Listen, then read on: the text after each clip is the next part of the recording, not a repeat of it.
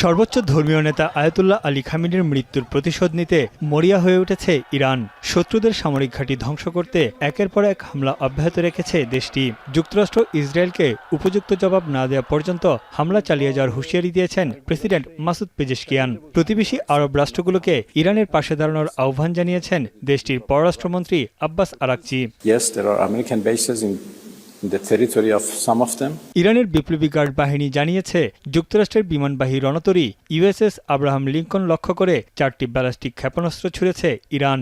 যদিও এতে কোনো ক্ষয়ক্ষতি হয়নি বলে দাবি করেছে যুক্তরাষ্ট্র। আগামীর অগ্রগতির ভিত্তি আনোয়ার ইস্পাত, স্ট্রংগেস্ট স্টিল সিন্স 1978।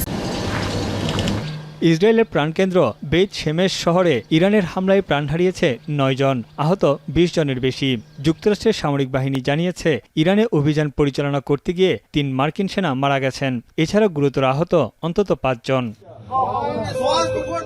এছাড়া হরমুজ প্রণালীতে স্কাইলাইট নামের একটি তেলবাহী ট্যাঙ্কারে হামলার খবর পাওয়া গেছে।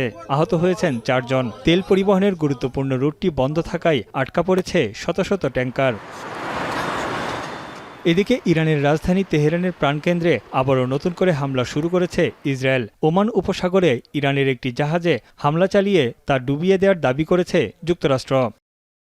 এরই মধ্যে দেশটির অন্তর্বর্তী সর্বোচ্চ নেতা হিসেবে আলী রেজা আরাফির নাম ঘোষণা করা হয়েছে। খামেনির মৃত্যুর পর মুখ থুবড়ে পড়া ইরানের শাসন ব্যবস্থা সামলাতে গঠিত 3 সদস্যের অস্থায়ী কাউন্সিলের আইনবিদদের দায়িত্ব সামলাবেন তিনি।